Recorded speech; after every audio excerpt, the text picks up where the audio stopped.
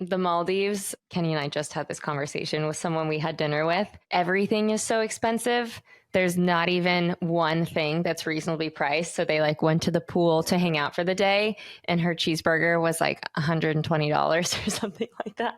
It's crazy. That place sounds like you gotta be Beyonce to go.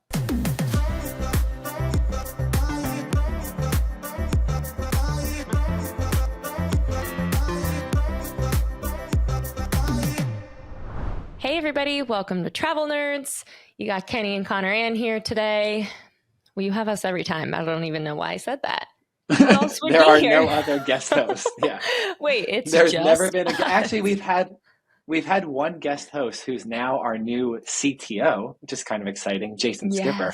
Yes. For 2 episodes he actually played guest host and he did a good job. And it was because I forgot what you were doing, Con. But it's nice to have him as part of the team, and he may actually have some more official segments now that we own his time. I thought you were going to be like, now that we own him. No, we don't own our employees, but we do pay them for their time throughout the week. So now we can steal an hour and get Jason on, which is cool. Yeah, that would be fun. I was just watching something before we hopped in here. I was dying laughing. Have you seen this little confident, assertive baby that's like, the Four Seasons Orlando? Have you seen this? You know what I'm talking about? Oh my God, you are obsessed. I'm obsessed. Well, first of all, so is the rest of America. This baby has gone viral. This baby is in memes. It's so cute. Basically, the video is like an adult saying in the background, "Who wants to go to the Four Seasons Orlando?" And he just raises, she, I'm not sure, raises their little hand and me. I just love that. And it's giving Orlando a little bit of a tinge, which is important. And the Four Seasons, which, I mean, I know that the Four Seasons jumped on this, right? Like the Four Seasons has to have this baby in the presidential suite, no? For sure. That baby has unlimited drinks at the pool. No, I'm just kidding. He's just slurping down margaritas, pina coladas, non-alcoholic though. This baby is so cute. But now anytime anyone says anything, I just want to go like this. Adorable. Now, the weirdest thing about it is I was thinking about this, and this is weird for kids growing up in this time, which we didn't have to really deal with. Like, if I did something funny as a baby, chances are it would not be captured on camera because people had to like lug around a VHS. I'm dating myself, right? And also another weird thing is we couldn't go viral as like kids and babies, but now so much of a baby's life is documented, right? Like their parents have Instagrams for babies. If you become a mom, your Instagram becomes like your kid. Basically, I've seen this happen like 20 or 30 times. Imagine if you're this baby Follow a lot of moms. and you peak. Well, I have a lot of friends who become I'm moms. so kidding. Yeah. Yeah, that was a dig. Like, do you not like moms? You follow Connor? a bunch of momstagrams? What? What? No, but imagine being this baby. This could be as famous as this kid ever gets. So he peaked at 1 year old, which is kind of weirdly bittersweet for me. Like this could be as big as he ever gets. He's going to stay at the Four Seasons presidential suite, and he's still pooping into a diaper, which is kind of sick. Everybody knows that infant babies love a Four Seasons property. I mean, they love it. The luxury of it all. That's so funny. Other things that we were watching, we're going to cover this right now on the pod, but Kenny and I saw a very scary video. Obviously, if anything happens with airlines, airfare, and it goes viral, we see it or hear about it or get it sent to me by my dad. And that Singapore Airlines flight that recently happened, that was a nightmare. Can we watch the video and talk about it? Yeah, so Matt, go ahead and cue the video. If you're not watching, you got to be on Spotify or YouTube, right? So if this is just coming audio, you got to check us out on Spotify or YouTube where we exist in video. But Matt, go ahead and cue the clip.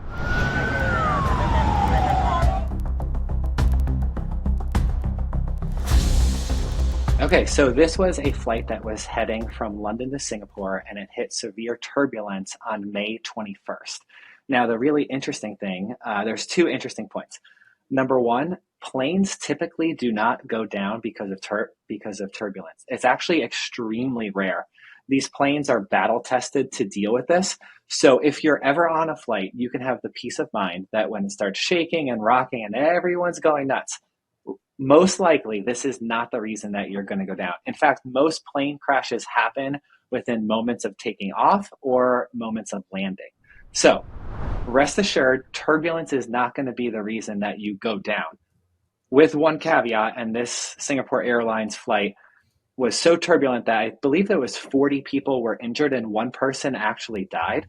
Now, the person that died lost their life due to a heart attack. Now, was this a heart attack due to the stress of dropping 400 or 700 feet in a matter of seconds? Possibly, right? But what I would say is when I hear things like this, for me, it reminds me to put on my seatbelt. Because what'll happen if you have severe turbulence is you could fly up and hit the roof and you could be very injured. So I'm not a big seatbelt guy. I never have been. And there's been times where I don't wear my seatbelt on a plane, but things like this are going to make me wear my seatbelt moving forward for sure. Because I don't want to hit the roof. I don't want to be thrown into the next row. So with all these things happening with planes, doors flying off, crazy turbulence, I think it's just safe. Buckle up. Buckle yo seatbelts. Just didn't see that coming. Yeah, you definitely sounded like a dad. And then when you stopped talking, it was like a definitive thing where it's like my way of the highway. Next segment. No, I just always try to remember that you are like 15 times more likely to die in the car ride on the way to the airport than on your actual flight. The chances are very low. Turbulence never really freaks me out. I did have a bad experience probably a year ago where this lady's wig went flying. It was nuts. It caught some serious air. Wait, the wig came off her head? The wig, it was on an Atlanta flight. This lady was sitting next to an old lady. And the flight dropped like crazy, and this lady's wig flew off of her head and fell in the old lady's lap she was sitting next to. She was like, "Oh my God." And everybody was panicking. The rest of the flight was like really, it wasn't turbulent at all, but the rest of the flight people are just thinking they're going to die and that they're unsafe. And just keep in mind, people, it's not the pilots piloting these aircrafts. There's a lot of tech that goes into this kind of stuff. And I always try to think that too. It's not like Joe Schmo is up there and like, it's up to Joe Schmo to save my life. All right. I saw an interesting article in Skiff saying that OpenAI, Google, and Meta want to own your next trip. And they want your next trip to be planned by AI. So you can imagine the experience that these companies are going for, where you type in some bit of information and then it spits you out the perfect itinerary, right? So say that you want to do 7 days in London, which we have coming up, it'll build out 7 days in London, right? I was thinking about this, and I guess I want to ask you, do you think this is a good thing? I know you don't plan a lot of vacations. You're usually just the recipient that comes along, character flaw. But you know, do you think this takes away the joy of planning the vacation? Like you said, I can't relate. It is a character flaw, but I also feel like it makes me the funnest person to travel with because I don't care and I'll just do whatever you want. I wonder if this is going to be a relief for people or if people are going to feel like the fun part is getting excited about it, right? So having AI be like, click on this hotel is a completely different thing than having your travel agent or your planner be like, this place is fantastic. They have amazing waffles. Like that. I don't know. I feel like so much of planning is just like creating hype and building excitement. And I don't think AI can do that. But I'm not sure.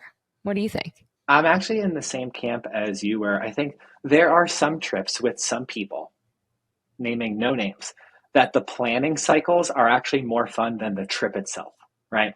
So that's a thing, like the excitement, the research, it almost makes you feel like a detective, like, hey, I'm going to spend a few $1,000s on this vacation. I have these options. I mean, we went as far back in the day. We were planning a trip to Banff, which is beautiful, highly recommended. And we actually built a keynote or PowerPoint of like a day by day with pictures and stuff. Like we went that crazy. And that was actually one of the most fun parts of the trip, just like planning it out, presenting it. We went with like a group of people. And the planning part was so cool for me.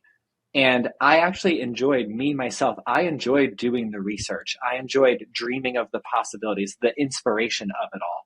And then to say that the AI is going to come and you're just going to type it in and it'll be done in like sub 30 seconds. And then you'll review this itinerary and say, next, next. I don't know. I think it cheapens one of the most magical parts of traveling.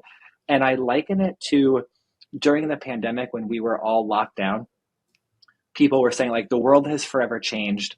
People are going to be virtual now. They're going to stay at home. And you had these companies like Peloton go through the roof, right? Because they sell you a bike. The bike is in your home. You do it, it's connected through like a class, and it was all the rage. But then when COVID lifted, people got back in the gym, right?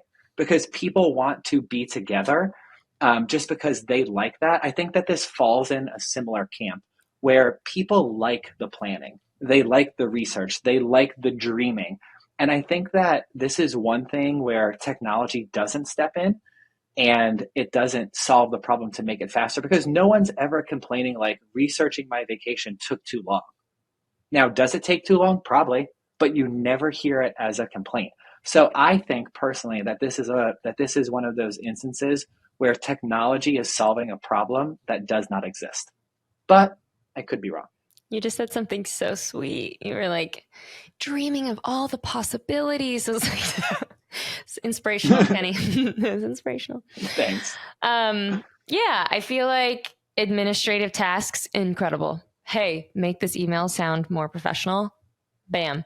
But it's tough. Your AI is only going to give you as great of a suggestion as you give it context.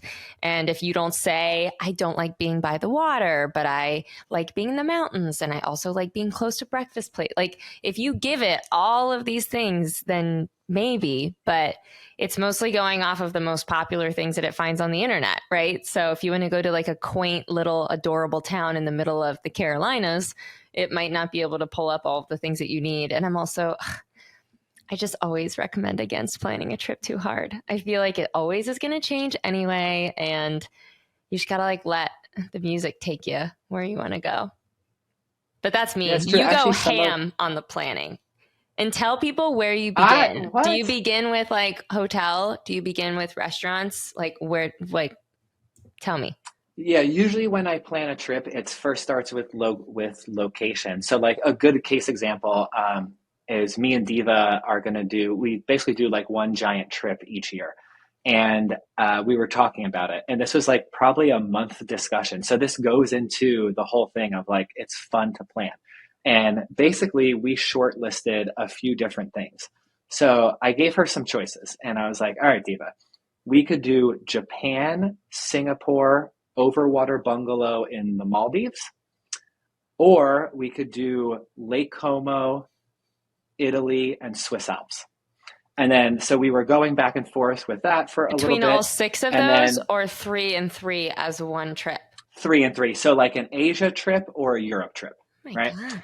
And so something interesting happened. We started researching it. We started researching like the cost of the flights, and it was fun. It was fun to like put it together and do all of that. And then what actually happened is a third option came up. Because the vacations get like a little bit pricey once you start jumping around, and she's a little bit bougie and only wants to fly. Yeah, she only wants to fly first class and all that stuff. So I was like, okay, well, so what she ended up opting for is she's like, what if we say no to option A, no to option B, and what if we go with option C, which is spending 1 month in Lake Tahoe? So which we did last summer, which was super fun. And so in our whole planning, and the planning was fun, we would sit there at night and like research things, be like, oh, this would be sick. How many days should we stay in the overwater bungalow? So it was very cool. It was like a fun thing to like dream up. But then when it came down to brass tacks, she actually opted to just basically rent a house for a month in Lake Tahoe, which we know that we'll love. We've done it. and we're going to save Asia for some other time in our life. And so for me, it starts with location, and then typically it goes to hotels, and then it goes to flights. Now, I may be a little bit different because the air travel is not as taxing on me as maybe it is on someone else. But I usually start location, hotels, flights, and then activities. Because honestly, like me and you have a similar travel style where if we have one thing planned a day that's not going to take up the entire day, great. And then like let's leave the rest of the day free. I think that we're very similar and compatible in that sense of like let's not go crazy with the planning. Let's have one or two things to look forward to for the time period, and then let's just kind of see where the trip takes us. So I'm totally with you. It's like having a plan is good, but don't over engineer your trip. Yeah, leave a few hours open for straight up adventure. You know what I'm saying? And I feel like Yeah. going on your like month long live away trip, it's so much more relaxing than all of these other things where you're hopping on flights and moving locations. And there's just like hustle and bustle of it all, just going somewhere and living this double life. That's got to be, when you come home, it's got to be like way more relaxing and chilling than the feeling of coming home from a trip and being like hectic and Yeah, it's definitely weird. I would say the last time that we did it, it was interesting because you have no rush to do anything, which is actually really cool. So like, there's a few things in Lake Tahoe that are like must dos, and we never rushed. We're like like we'll get to it tomorrow. We're going to be here for 20 more days. It was also cool that we made friends in yeah. Lake Tahoe, so now we have like a friend group there. And then for me, I've lived in New Jersey for 18 years of my life and Florida for 18 years. So I'm right at that point where I'm like split. And I've always wanted to know what it is feels like to live somewhere else. And living in Florida is so very different than the rest of the country.